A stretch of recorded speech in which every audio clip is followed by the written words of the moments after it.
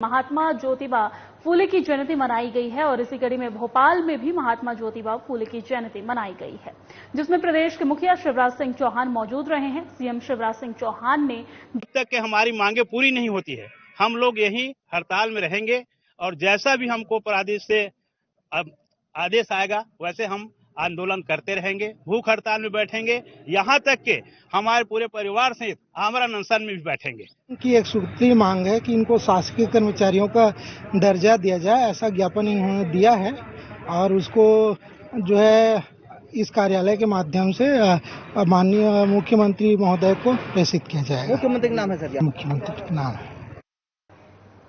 मैं क्या पूछ रहा हूँ, क्या लेके आया हूँ, उनके पास जवाब नहीं है। मैं आज आप सभी को बताना चाहता हूं, आप सभी ने आज देखा है और इसके पहले मैं आपको बताना चाहूंगा कि हमारे पार्षद साथियों ने आदरणीय सभापति जी से निवेदन किया था कि सदन में गरिमा बना के रखा जाए, लेकिन ये पार्षद लोग कोई बात को समझते नहीं है। पूरा शहर देखता है, पूरा शहर जानना चाहता है कि हमारे से क्या सवाल किया जा रहा है और हम उनका क्या जवाब दे रहे हैं, लेकिन ये केवल और केवल हल्ला गुल्ला करके, विशेष करके कैमरे में सामने आने के लिए इस प्रकार से सदन की गरिमा को तार तार करते हैं।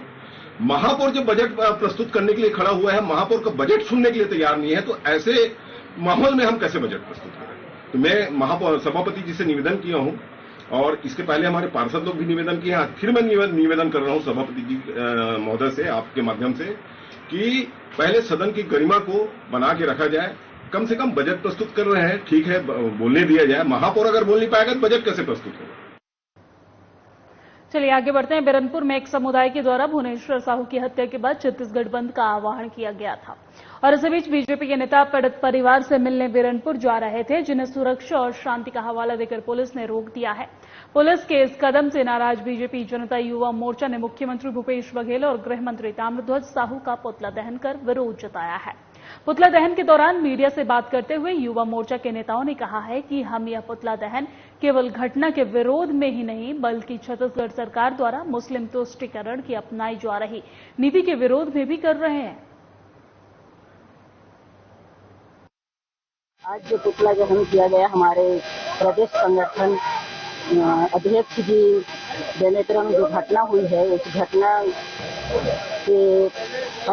घटना जिस परिवार में हुई है, उस परिवार से मिलने जा रहे थे। उसे भूपेश बघेल की पुलिस उसे रोककर अरेस्ट की है। ये कांग्रेस सरकार की तानाशाही रवैया है, इसको अब भाजपा वाले नहीं सहेंगे। प्रदेश तक इसकी लड़ाई लड़ेंगे। देखिए, आज ये भ्रष्टाचार में जो लिप्त है कांग्रेस की सरकार, उनके मुखिया और गृह मंत्री जी का पुतला दहन किया। आज पूरे प्रदेश में गृह मंत्रालय नाम की कोई चीज नहीं है, आप लगातार देखेंगे। और कैसे सत्ता का दुरुपयोग किया जाता है और कैसे देशभक्तों को प्रताड़ित करने का काम लगातार ये कांग्रेस के सरकार के द्वारा किया जा रहा है। जो पत्थर फेंकते हैं उनको माला पहनाई जाती है और जो देश के हित के लिए काम करते हैं उन्हें हथकड़ी पहनाई जाती है। और कुछ दिन पूर्व कुछ असामाजिक तत्वों के द्वारा देशभक्तों को प्रताड़ित कर मारा जाता है और बार बार ये कांग्रेस की सरकार में घटना घट रही है। और जो हमारे भाई साहू जी हैं, भुवनेश्वर साहू जी, वो शहीद हुए हैं। उन्होंने डटकर मुकाबला किया और उस वीर पुत्र से मिलने के लिए हमारे प्रदेश के अध्यक्ष आदरणीय अरुण साहू जी और भारतीय जनता युवा मोर्चा के प्रदेश अध्यक्ष रवि भगत जी और भारतीय जनता पार्टी के कार्यकर्ता उनके परिवार से मिलने के लिए जाते हैं। साझा विधानसभा में बेमेतरा जिले में उन्हें 3 किलोमीटर पहले गिरफ्तार कर लिया जाता है। ये कहां तक उचित है। आज भारतीय जनता युवा मोर्चा के द्वारा प्रदेश नेतृत्व के आह्वान में भूपेश बघेल और गृह मंत्री ताम्रध्वज साहू का पुतला दहन किया गया है। इसका मूल कारण ये है कि अभी बिरमपुर में जो घटना घटी है उसमें एक हिंदू भाई की निर्धंस हत्या की गई है। समुदाय विशेष के लोगों में मुसलमानों के द्वारा, जिहादियों के द्वारा जिहादी मानसिकता को दिखाते हुए उसको चाकू से गोद के मारा गया है। और ऐसी घटनाएं छत्तीसगढ़ में आम हो चुकी है। कभी कवर्धा में भगवा ध्वज का अपमान किया जाता है, इसी धमतरी में सेंचुरी पार्क के पास उठा के रिसाई पारा में ले जाके बेरहमी से मारा जाता है हिंदू युवक को और उसके पुलिस हाथ में हाथ धरी बैठी थी। और रायगढ़ में भी प्रदेश सचिव संघ 16 मार्च से अपनी मांगों को लेकर अनिश्चितकालीन हड़ताल पर है। कल 27वें दिन प्रदेश सचिव संघ अपने धरना स्थल मिनी स्टेडियम से पैदल मार्च करते हुए एसडीएम कार्यालय पहुंचे हैं, जहां पर एसडीएम गगन शर्मा को प्रदेश सचिव संघ रायगढ़ ने मुख्यमंत्री के नाम ज्ञापन सौंपा है।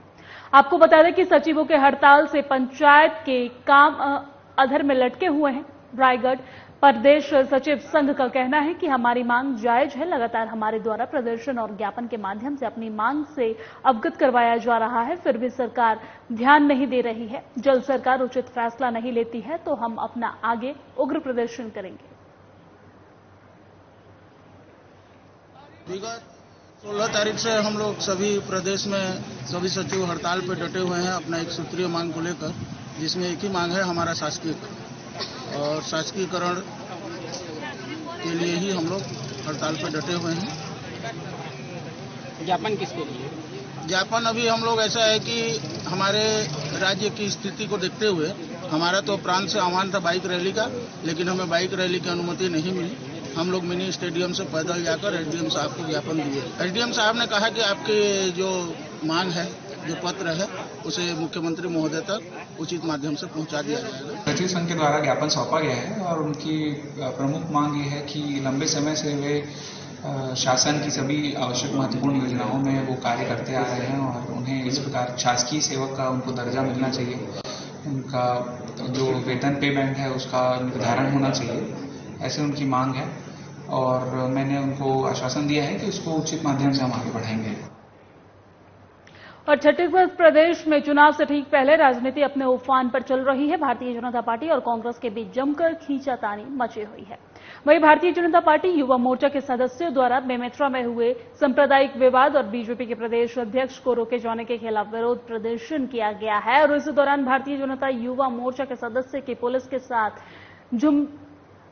नोकझोंक देखने को मिली है और पुराना बस स्टैंड चौक पर प्रदर्शन करने पहुंचे भारतीय जनता युवा मोर्चा के सदस्यों ने प्रदेश सरकार और मुख्यमंत्री पर तुष्टीकरण के आरोप लगाते हुए कहा है कि बेमेतरा जिले के बिरानापुर गांव में वो सांप्रदायिक दंगे के बाद ना तो सरकार के किसी मंत्री और ना तो मुख्यमंत्री वहां पर पहुंचे हैं और जब भारतीय जनता पार्टी के प्रदेश अध्यक्ष वहां जा रहे थे तो उन्हें रोककर उनकी गिरफ्तारी की गई है। ऐसे में साफ है कि प्रदेश की सरकार तुष्टीकरण की राजनीति कर रही है। वही सांप्रदायिक हिंसा के बीच जान गंवाने वाले युवक को लेकर भी सरकार असंवेदनशीलता दिख रही है सरकार की और प्रदर्शन के दौरान भारतीय जनता युवा मोर्चा के सदस्य और पुलिस के बीच पुतला जलाने को लेकर जमकर छीना झपटी भी हुई।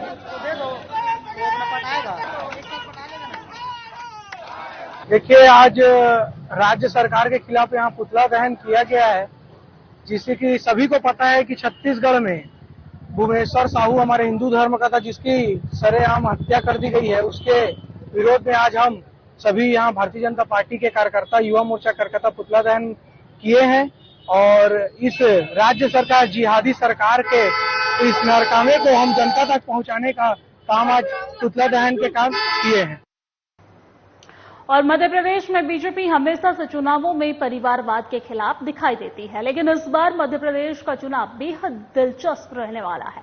आपको बता दें कि बीजेपी के कई दिग्गज नेता राजनीतिक उम्र के अंतिम पड़ाव पर हैं और वो चाहते हैं कि उनकी जगह पर उनके बच्चों को टिकट दिया जाए। और आज जब बीजेपी के वरिष्ठ नेता, पूर्व मंत्री और विधायक गौरीशंकर बिसेन से इस बारे में पूछा गया तो उन्होंने कहा कि नई पीढ़ी को मौका मिलना चाहिए। तो वही वो भी जब युवा थे तो उन्हें मौका दिया गया, इसलिए युवा चुनाव में नई पीढ़ी को मौका दिया जाना चाहिए, ऐसा उनका कहना है।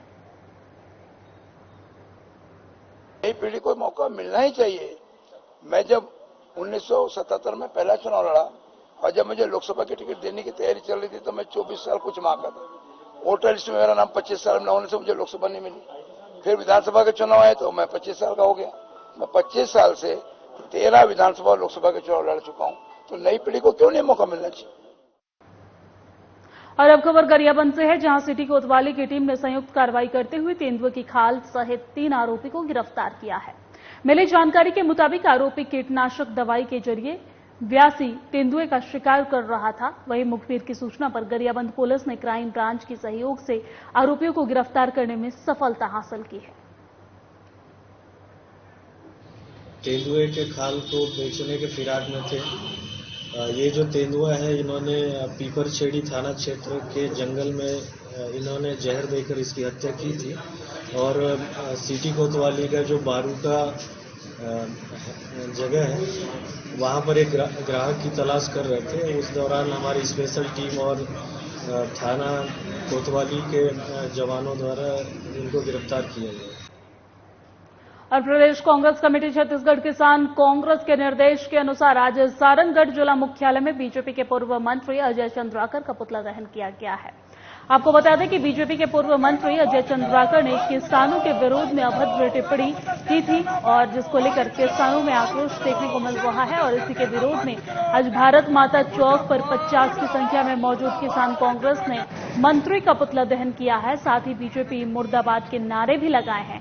वहीं सीएम भूपेश बघेल के द्वारा की गई घोषणाओं का व्यापक प्रचार प्रसार करने और जन जन तक संदेश पहुंचाने का भी संकल्प लिया गया है। इस दौरान किसान कांग्रेस के प्रदेश महासचिव अरुण गुड्डू यादव, जिला अध्यक्ष दयाराम साहू आदि किसान कार्यकर्ता इस दौरान मौजूद रहे। पूरे प्रदेश में किसान कांग्रेस कमेटी द्वारा पुतला दहन का कार्यक्रम किया जा रहा है। जिला स्तर, ब्लॉक स्तर और प्रदेश स्तर हर जगह किया जा रहा है।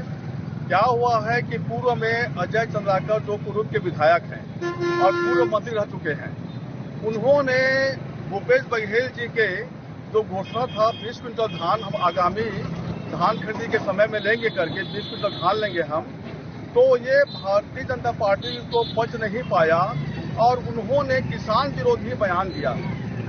किसान विरोधी बयान में उन्होंने किसानों को तस्कर कहा। तो ये हम किसानों के लिए, स्वाभिमानी किसानों के लिए बहुत ही अपमानजनक शब्द हमें लगा और हमने फिर तय किया किसान कांग्रेस ने छत्तीसगढ़ के कि हम अजय चंद्राकर का पुतला दहन करेंगे।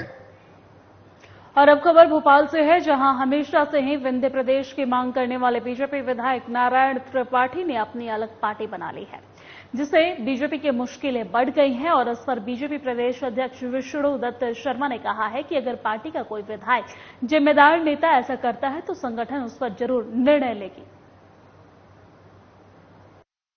चुनाव है, भारत का लोकतंत्र है। लोकतंत्र में सबको अपने अपने अधिकार हैं, इसलिए अगर भारतीय जनता पार्टी का कोई विधायक है या कोई जिम्मेदार कार्यकर्ता है वो कुछ ऐसा करता है तो जरूरी उस पर हम जो संगठन को जो आवश्यक निर्णय करने होंगे वो करेंगे। और नियमितीकरण की मांग को लेकर ग्राम पंचायत सचिव ने भारी संख्या में बिलासपुर कलेक्ट्रेट पहुंचे हैं, जहां नियमितीकरण को लेकर ज्ञापन सौंपा गया है। जहां सचिवों ने कहा है कि सरकार की सभी महत्वपूर्ण योजना में सचिवों का पूरा योगदान रहता है, चाहे वो कोई भी योजना हो, नरवा हो, गरवा हो, धुरवा, बारी, सभी महत्वपूर्ण योजना को सफल बनाने में समस्त सचिव संघ का महत्वपूर्ण भूमिका रही है और जिसके कारण छत्तीसगढ़ सरकार को सम्मान भी मिला है।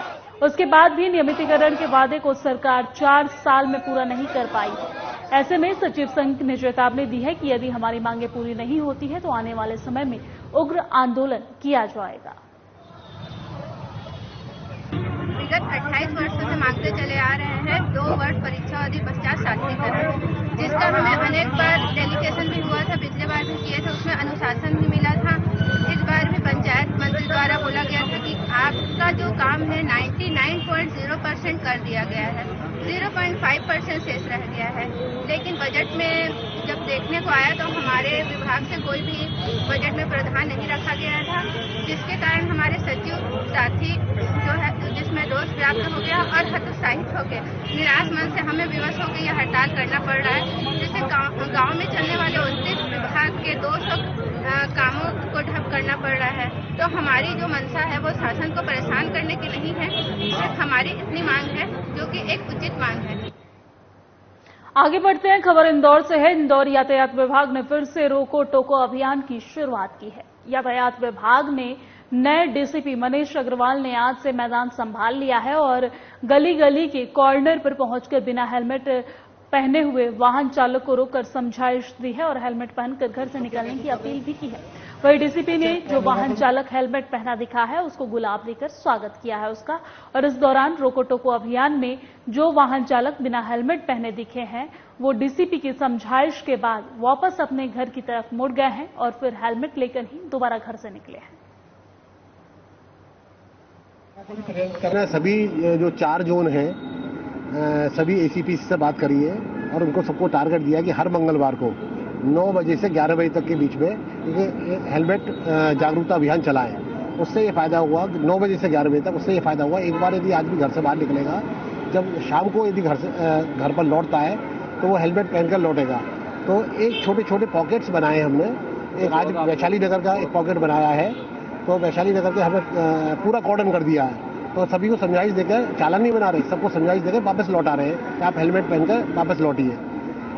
मैंने देखा है कि 10 में से 3 लोग या ये मान के चलिए 100 में से 25 लोग हेलमेट लगा रहे हैं। करीब 60-70% लोग हेलमेट नहीं लगा रहे, तो उनको प्रेरित करना है।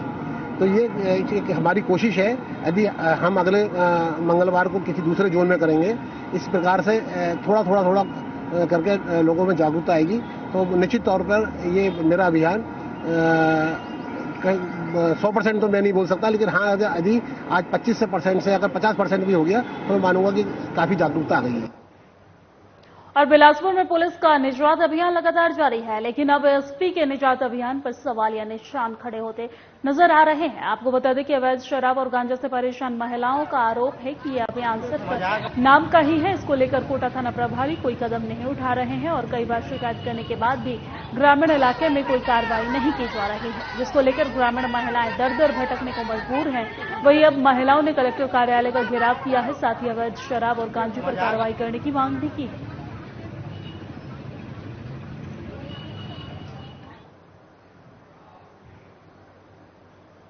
और मेरे साथ मध्य प्रदेश छत्तीसगढ़ की खबरों में फिलहाल इतना ही। मुझे दीजिए इजाजत। नमस्कार।